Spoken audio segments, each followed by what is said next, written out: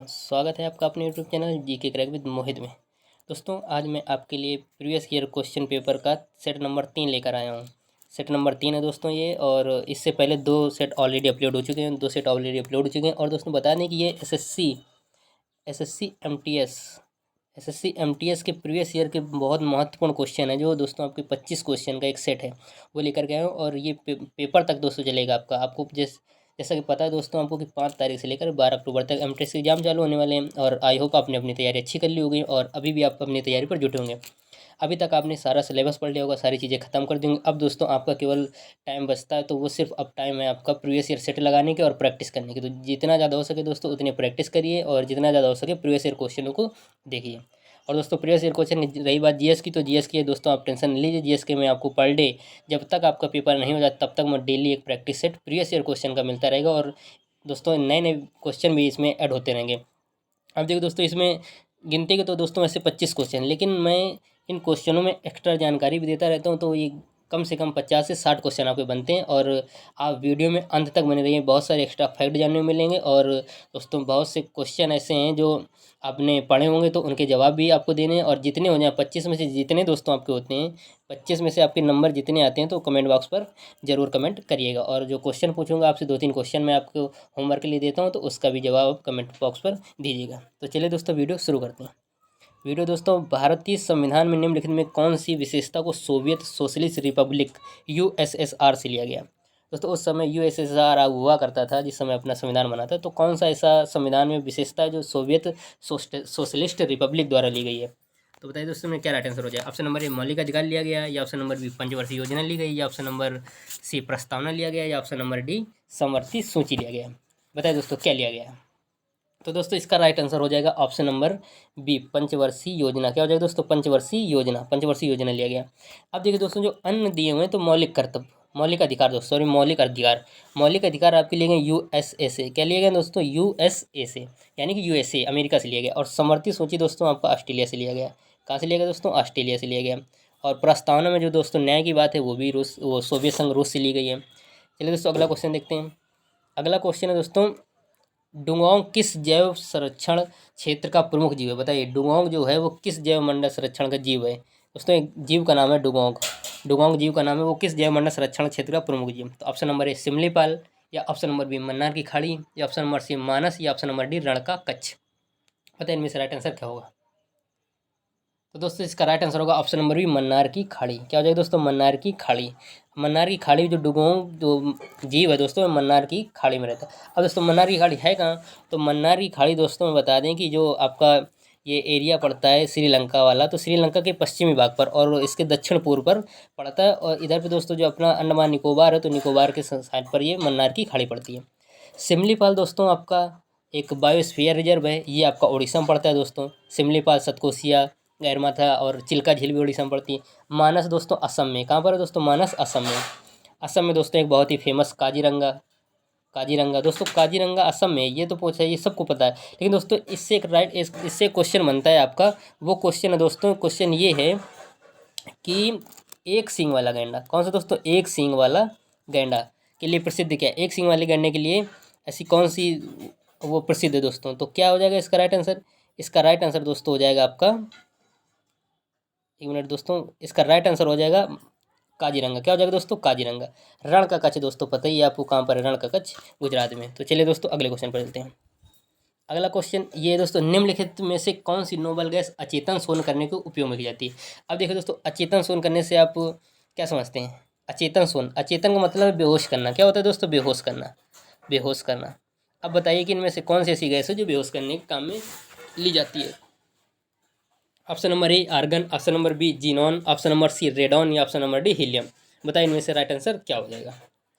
तो दोस्तों इसका राइट आंसर हो जाए ऑप्शन नंबर बी जीनॉन। क्या हो जाएगा दोस्तों, ऑप्शन नंबर बी जीनॉन। और दोस्तों बता दें कि ये सारी की सारी जो गैसें हैं, ये नोबल गैसें हैं। नोबल गैसें मतलब क्या होता है कि इनका अष्टक या तो 2 होता है या तो 8 से पूर्ण होता है। इनका अष्टक पूर्ण होता है, तो अधिकतर में 8 होता है दोस्तों, लेकिन हीलियम जो है अपना, तो हीलियम में 2 होते हैं। चलिए दोस्तों अगले क्वेश्चन पर चलते हैं। अगला क्वेश्चन है दोस्तों, वेरी वेरी किसकी कमी से होता है। ऐसी कौन सी विटामिन है जिस वेरी वेरी की कमी से होता है। तो बताइए दोस्तों वेरी वेरी की कमी से कौन सा रोग होता है। वेरी वेरी किसकी कमी से रोग होता है। तो ऑप्शन नंबर है vitamin B1, vitamin B3, vitamin B6 या विटामिन B12। देखिए दोस्तों, विटामिन बी जो है ये एक कॉम्प्लेक्स विटामिन है। कॉम्प्लेक्स का मतलब क्या होता है, बहुत सारे इसके अंदर विटामिन है। B1, B2, B3, B5, B6, B7, B12, ऐसी ऐसी बहुत सारी हैं। तो बताइए इनमें से राइट आंसर क्या हो जाएगा। वेरी वेरी किसकी कमी से होता है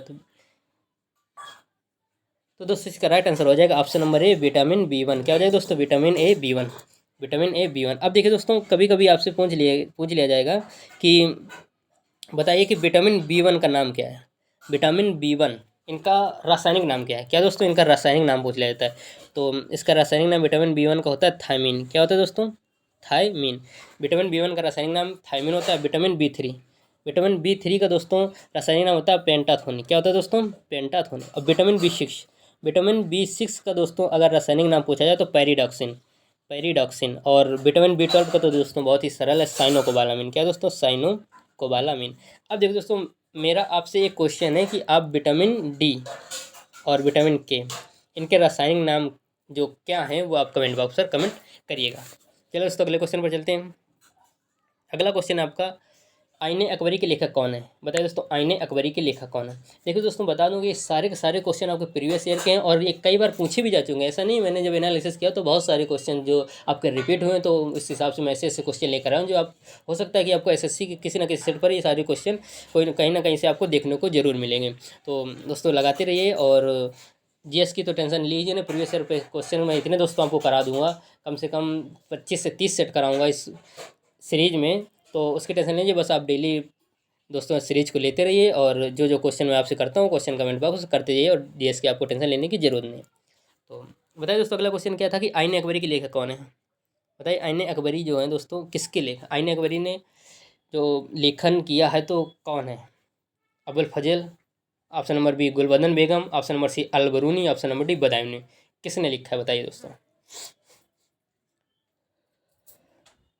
तो इसका राइट आंसर हो जाएगा ऑप्शन नंबर ए अबुल फजल। क्या हो जाएगा दोस्तों, अबुल फजल। अकबरी तो अकबर के हिसाब से अबुल फजल, आईने अकबरी अबुल फजल जानते हैं दोस्तों, बहुत ही फेमस राइटर थे अकबर के दरबार के, और अकबर के 9 रत्नों में से एक थे दोस्तों। ऑप्शन नंबर बी जो आप देख रहे हैं गुलबदन बेगम, गुलबदन बेगम। गुलबदन बेगम ने दोस्तों हुमायूंनामा लिखा था। क्या लिखा था, हुमायूंनामा। अब हुमायूंनामा दोस्तों क्यों लिखा था, क्योंकि ये हुमायूं के चचेरी बहन हुआ करती थी। हुमायूं की चचेरी बहन हुआ करती थी गुलबदन बेगम, उसने हुमायूंनामा लिखा था। ऑप्शन नंबर 3 देख रहे हैं दोस्तों आप, अलबरूनी। क्या दोस्तों, अलबरूनी। अलबरूनी क्या, तो अलबरूनी ने रामायण, क्या दोस्तों, रामायण का फारसी में अनुवाद किया था। आपसे पूछ लेते हैं रामायण का फारसी में अनुवाद किसने किया, किसमें किया था। तो रजनीनाम दोस्तों रामायण का फारसी अनुवाद हुआ था। अब देखिए दोस्तों आता है दोस्तों ये है, और सॉरी दोस्तों अलबरूनी ने बदायूनी है दोस्तों। इसका राइट आंसर रामायण का अगर फारसी अनुवाद पूछा जाए तो बदायूनी है। क्या दोस्तों, बदायूनी है। और अलबरूनी जो दोस्तों ये तहकीक हिंद लिखा, क्या लिखा दोस्तों, इसे तहकीक हिंद लिखी। और अलबरूनी जो दोस्तों हैं वो महमूद गजनवी का एक बहुत ही फेमस राइटर हुआ करता था। और दोस्तों ये देख लीजिएगा आप, रामायण जो फारसी में अनुवाद है वो बदायूनी ने किया। किसने किया दोस्तों, बदायूनी ने। चलो दोस्तों अगले क्वेश्चन पर चलते हैं। अगला क्वेश्चन है आपका, गोल गुम्बद भारत के किस राज्य में स्थित है। ये बहुत सारे क्वेश्चन है दोस्तों ऐसे जो रिपीट होते हैं, बहुत इंपॉर्टेंट क्वेश्चन है। इसी प्रकार से एक पूछा जाता है गोलकुंडा किस जगह पे, और गोल गुम्बद जो दोस्तों भारत के किस राज्य में स्थित है। ऑप्शन नंबर 1 महाराष्ट्र में, ऑप्शन नंबर बी कर्नाटक में, ऑप्शन नंबर सी मध्य प्रदेश में, ऑप्शन नंबर डी तेलंगाना में। तो बताइए दोस्तों क्या हो जाएगा इसका राइट आंसर। तो इसका राइट आंसर हो जाएगा दोस्तों ऑप्शन नंबर बी गोल गुम्बद कहाँ पर है, कर्नाटक में। कहाँ पर दोस्तों, कर्नाटक में। और जैसे दोस्तों आपको पता है कि महाराष्ट्र में गुफाएं हैं, और तेलंगाना में दोस्तों गोलकुंडा। क्या है दोस्तों, तेलंगाना में गोलकुंडा। चलिए दोस्तों अगले क्वेश्चन पर चलते हैं। अगला क्वेश्चन है आपका, निम्नलिखित में कौन सा लोक नृत्य गोवा का है। निम्नलिखित में कौन सा लोक नृत्य गोवा का है। Option number A Phagua, option number B Fugdi, option number C Bihu, या ऑप्शन नंबर डी मांझ। बताइए इनमें से ऐसा दोस्तों कौन सा राइट आंसर हो जाएगा जो इसका लोक नृत्य जो गोवा का है। गोवा का लोक नृत्य इनमें से कौन सा है। इसका राइट आंसर हो जाएगा दोस्तों आपका फुगड़ी। क्या हो जाएगा दोस्तों, फुगड़ी इसका राइट आंसर हो जाएगा दोस्तों। इसका राइट आंसर क्या हो जाएगा, फुगड़ी हो जाएगा। अब दोस्तों चलिए अगले क्वेश्चन पर चलते हैं। अगला क्वेश्चन दोस्तों आपका, निम्नलिखित में कौन से स्टेट में विश्व का सबसे बड़ा स्टेडियम, कौन सा स्टेडियम दोस्तों, ये स्टेडियम है कौन सा, ये दोस्तों स्टेडियम लिखा हुआ है, स्टेडियम है यहाँ पर। निम्नलिखित में कौन सा स्टेडियम विश्व का सबसे बड़ा क्रिकेट स्टेडियम है? Option number A Perth stadium, option number B Melbourne stadium, या option number C Lord's cricket stadium, या option number D Eden Garden. बताइए दोस्तों इसका राइट आंसर क्या हो जाएगा? तो इसका राइट आंसर हो जाएगा दोस्तों आपका मेलबर्न स्टेडियम। क्या हो जाएगा? Melbourne stadium. अब दोस्तों ये ईडन गार्डन लिखा, ईडन गार्डन कहाँ पर है? कोलकाता में। कहाँ पर है दोस्तों? कोलकाता। अब दोस्तों मैं आपसे पूछता हूँ कि मोटेरा स्टेडियम कहाँ पर है? जो भारत का है, जो मोटेरा स्टेडियम किस राज्य पे स्थित है? तो चलिए दोस्तों, किस जिला पे स्थित है, किस राज्य पे स्थित, किस शहर पे स्थित है, ये आप बताइएगा मोटेरा स्टेडियम किस में। दोस्तों अगले क्वेश्चन पढ़ते हैं। अगला क्वेश्चन है, निम्नलिखित में कौन सा कोशिका अंग आत्महत्या की थैली से नाम है? कोशिका अंग आत्महत्या थैली किसके नाम से जाना जाता है? बताइए दोस्तों। ऑप्शन नंबर ए गोल्जिका है, ऑप्शन नंबर ए सूत्रकणिका, ऑप्शन नंबर सी लैन का, या ऑप्शन नंबर डी अंतर्द्रव जलिका। इसका राइट आंसर क्या हो जाएगा? तो दोस्तों इसका राइट आंसर हो जाएगा ऑप्शन नंबर सी लैन का है। क्या हो जाएगा दोस्तों? ऑप्शन नंबर सी लैन का है। ऑप्शन नंबर सी लैन का इसका राइट आंसर हो जाएगा। चलिए दोस्तों अगले क्वेश्चन पर चलते हैं। अगला क्वेश्चन है आपका, अगला क्वेश्चन है दोस्तों, सूरजकुंड झील किस राज्य में अवस्थित है? सूरजकुंड झील जो है वो किस राज्य में स्थित है? बताइए दोस्तों। ऑप्शन नंबर ए हरियाणा में, ऑप्शन नंबर बी दिल्ली में, ऑप्शन नंबर सी बिहार में, ऑप्शन नंबर डी राजस्थान में। जो सूरजकुंड झील है दोस्तों किस राज्य पे स्थित है? तो इसका राइट आंसर हो जाए ऑप्शन नंबर है दोस्तों हरियाणा। क्या हो जाएगा दोस्तों? हरियाणा। हरियाणा जो है स्थित है। अब देखिए दोस्तों, जो पिंक सिटी है, पिंक सिटी पूछ लेते हैं, पिंक सिटी किसको जाना जाता है? पिंक सिटी को जयपुर को जाना जाता है। जयपुर कहाँ पर है दोस्तों? राजस्थान पे। और जयपुर में एक बहुत ही फेमस क्या है? हवा महल है। चलिए दोस्तों अगले क्वेश्चन पर चलते हैं। अगला क्वेश्चन है दोस्तों, भारत के मुख्य न्यायाधीश की नियुक्ति कौन करता है? बताए दोस्तों, भारत के मुख्य न्यायाधीश की नियुक्ति कौन करता है? भारत के मुख्य न्यायाधीश की नियुक्ति कौन करता है? ऑप्शन नंबर ए प्रधानमंत्री, ऑप्शन नंबर बी राष्ट्रपति, ऑप्शन नंबर सी उपराष्ट्रपति, ऑप्शन नंबर डी लोकसभा अध्यक्ष। बताइए इसका राइट। बहुत ही सिंपल सा क्वेश्चन है दोस्तों, मुख्य न्यायाधीश की नियुक्ति कौन करेगा? राष्ट्रपति ही करेगा। राष्ट्रपति ही करेगा। अब दोस्तों मैं आपसे एक क्वेश्चन पूछना चाहता हूँ कि अगर राष्ट्रपति राष्ट्रपति अगर अनुपस्थित है तो उस पर, उसकी जगह पर कार्य कौन करता है? उपराष्ट्रपति करता है। उपराष्ट्रपति करता है। और अगर दोस्तों त्यागपत्र देना होता है तो एक दूसरे को देते हैं, उपराष्ट्रपति राष्ट्रपति को, राष्ट्रपति उपराष्ट्रपति को। अब मैं दोस्तों आपसे एक क्वेश्चन पूछे जा रहा हूँ कि अगर राष्ट्रपति और उपराष्ट्रपति दोनों अनुपस्थित है तो उस समय कार्यभार कौन संभालेगा? इसका आंसर दोस्तों कमेंट बॉक्स पर कमेंट करिएगा। चलो दोस्तों अगला क्वेश्चन चलते हैं। अगला क्वेश्चन, अमुक्त मर्यादा, अमुक्त मर्यादा के लेखक कौन है? ऑप्शन नंबर बी ये दोस्तों कृष्णदेव राय हैं, या ऑप्शन नंबर, सॉरी दोस्तों, या अमुक्त मर्यादा के लेखक कौन दोस्तों? Option number A Krishnadev Rai, option number B Brahmadev Rai, या ऑप्शन नंबर सी हर्षवर्धन, या option number D Tenali Rama. बताइए दोस्तों इसका राइट आंसर क्या हो जाएगा? इसका राइट आंसर हो जाएगा दोस्तों ऑप्शन नंबर बी कृष्णदेव राय। क्या हो जाएगा दोस्तों? कृष्णदेव राय अमुक्त मर्यादा के लेखक है। चलिए दोस्तों अगले क्वेश्चन पर चलते हैं। अगला क्वेश्चन दोस्तों हो जाएगा आपका, मोहम्मद गौरी और पृथ्वीराज चौहान के बीच में कौन सी लड़ाई हुई थी? मोहम्मद गौरी और पृथ्वीराज चौहान के बीच कौन सी लड़ाई हुई थी? कौन सा युद्ध है जो पृथ्वीराज चौहान और मोहम्मद गौरी के बीच में हुआ था? ऑप्शन नंबर ए खानवा का युद्ध, ऑप्शन नंबर बी तराइन का युद्ध, ऑप्शन नंबर सी रावर का युद्ध, या ऑप्शन नंबर डी प्लासी का युद्ध। बताइए दोस्तों इसमें राइट आंसर क्या हो जाएगा? तो दोस्तों इसका राइट आंसर हो जाए ऑप्शन नंबर बी तराइन का युद्ध। अब दोस्तों मोहम्मद गौरी और पृथ्वीराज चौहान जी के बीच में जो हुआ था, तराइन का प्रथम और द्वितीय दोनों युद्ध हुए थे। एक 91, 1191 और 1192 में, 1191 और 1192 में तराइन का युद्ध हुआ था। अब दोस्तों ये खानवा का युद्ध जो लिखा हुआ है दोस्तों, क्या दोस्तों खानवा का युद्ध लिखा हुआ है, ऑप्शन नंबर ए पर खानवा का जो युद्ध लिखा हुआ है, ये दोस्तों खानवा का युद्ध हुआ था राणा सांगा और बाबर के बीच में।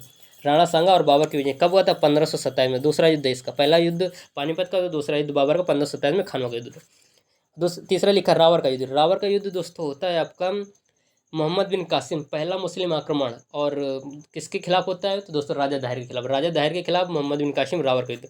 और ऑप्शन नंबर डी दोस्तों प्लासी का युद्ध जो लिखा है, ये तो 712 में होता है दोस्तों। प्लासी का युद्ध जो होता है ये होता है 1757 में। 1757 में होता है किसके किसके बीच में? अंग्रेज और सिराजुद्दौला। बंगाल का खिलाफ जो था वो सिराजुद्दौला। अंग्रेज का गवर्नर कौन था उस समय? रॉबर्ट क्लाइव हुआ करता था। कौन दोस्तों? क्लाइव। अब देखो दोस्तों इस क्वेश्चन से मैं आपको बता दूं कि हम अपने चैनल पर मिडाइवल से, दोस्तों वैसे तो मैं पूरी हिस्ट्री कराऊंगा लेकिन मिडाइवल से मैंने स्टार्ट किया है, और अभी मैंने अरब आक्रमण और तुर्क आक्रमण और दिल्ली सल्तनत के गुलामों से मैंने ख़त्म कर दिया दोस्तों। अगर आपको डिटेल वाइज पढ़नी है, क्रम से हिस्ट्री पढ़नी है, तो आप मेरे चैनल को सब्सक्राइब कर लीजिए, और वीडियो डेली मैं अपलोड करता हूँ तो आप उसको देखिए, आपको हिस्ट्री से कोई प्रॉब्लम नहीं होगी। और दोस्तों अगर आपका रिस्पॉन्स अच्छा रहा तो मैं हिस्ट्री के साथ साथ पॉलिटी जियोग्राफी भी पढ़ाऊँगा। तो चलिए दोस्तों अगले क्वेश्चन पर चलते हैं। अगला क्वेश्चन है दोस्तों, नाइट्रोजन निर्धारण के लिए कौन सा सहजीवी जीवाणु जिम्मेदार है? बताइए दोस्तों, नाइट्रोजन निर्धारण के लिए कौन सा सहजीवी जीवाणु जिम्मेदार है? ऑप्शन नंबर बी राइजोबियम है, ऑप्शन नंबर बी स्यूडोमोनास है, या ऑप्शन नंबर सी लैक्टोबैसिलस है, या ऑप्शन नंबर डी अजोटोबैक्टर है।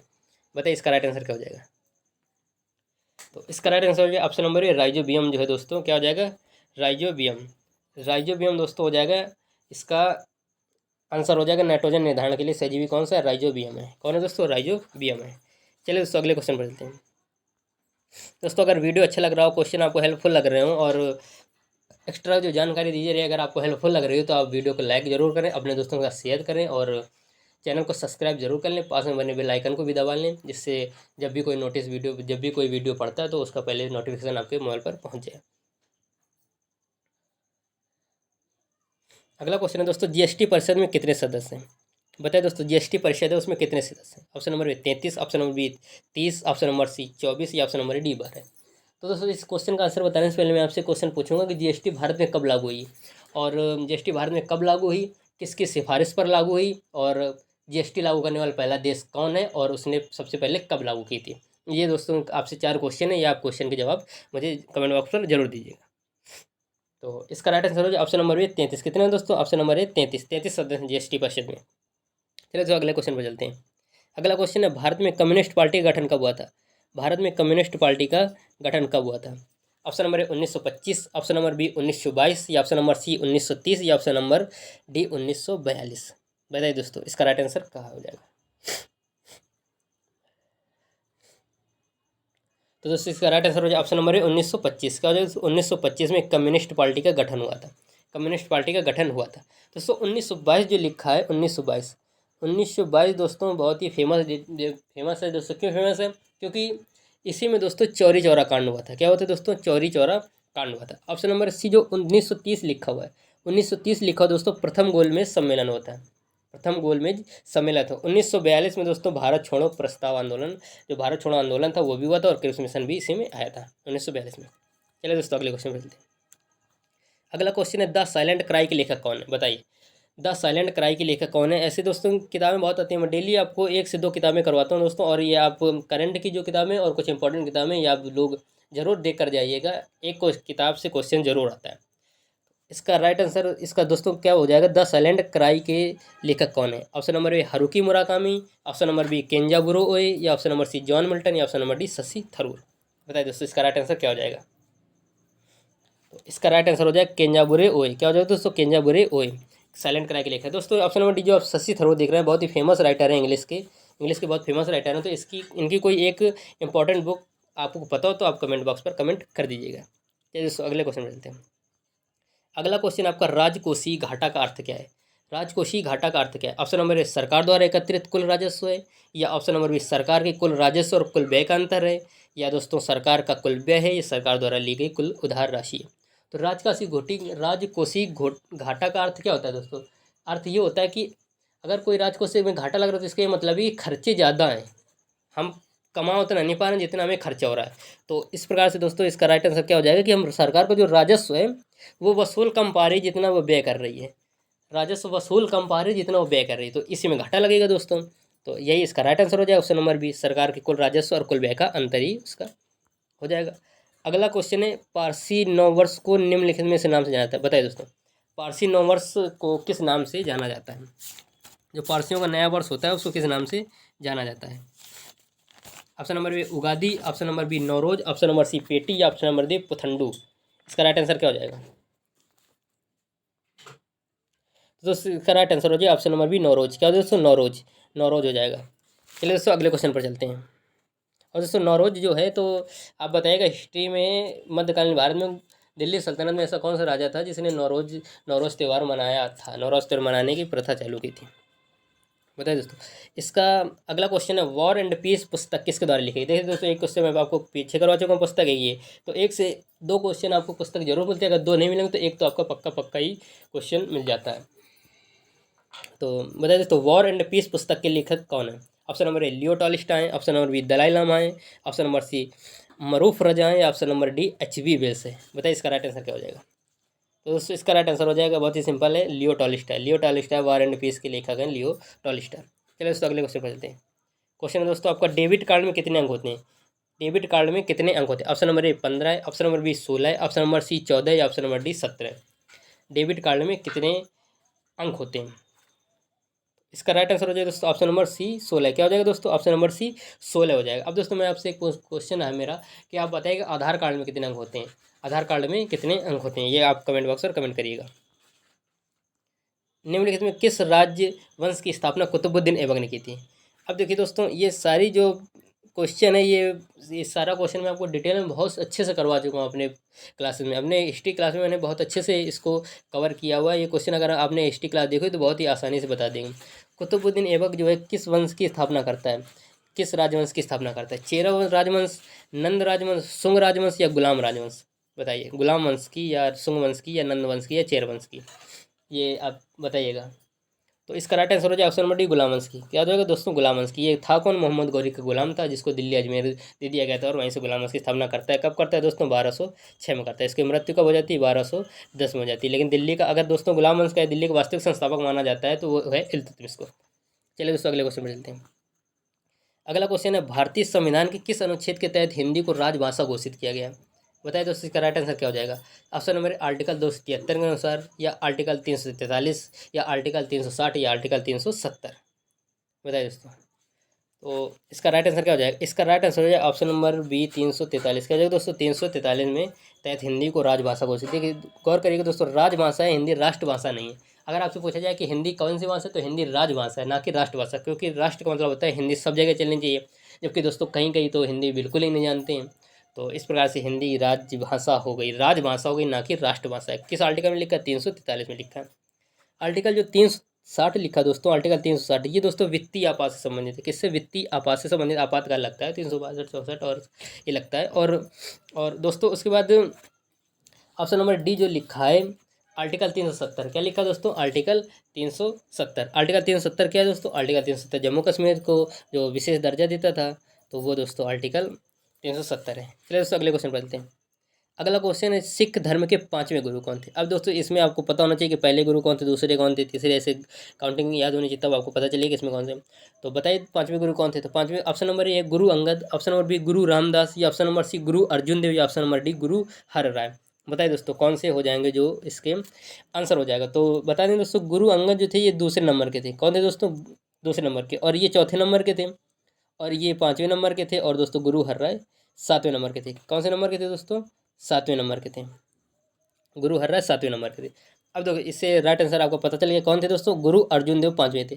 अब देखो तो गुरु रामदास हैं दोस्तों, गुरु रामदास अकबर के समकालीन थे, और अकबर ने इनको 500 बीघा जमीन दी थी। कितनी दोस्तों? 500 बीघे जमीन दी थी, और उसी जमीन पर अमृत शहर बना हुआ। अमृत शहर जो है दोस्तों, वो भी अमृतसर जो शहर है वो भी इसी में बसा हुआ है। इसी 500 बीघे जमीन अकबर के द्वारा दी गई थी, और गुरु रामदास जी के द्वारा ही क्या कहते हैं जो स्वर्ण मंदिर का निर्माण कार्य चालू करवाया था। गुरु अर्जुन देव दोस्तों इसका राइट आंसर हो जाए। दोस्तों गुरु अर्जुन देव जो हैं तो अमीर खुसरो के बेटे की उसने सहायता की थी दोस्तों। इस प्रकार से इनको जहांगीर ने मृत्यु दंड दे दिया था। गुरु अर्जुन देव को किसने?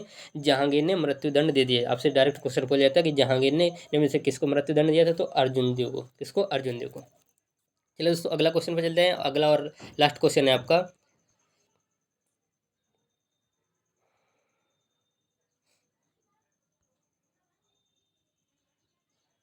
अगला दोस्तों क्वेश्चन है, निम्नलिखित में कौन सा रोग प्रोटीन की अत्यधिक कमी कारण होता है?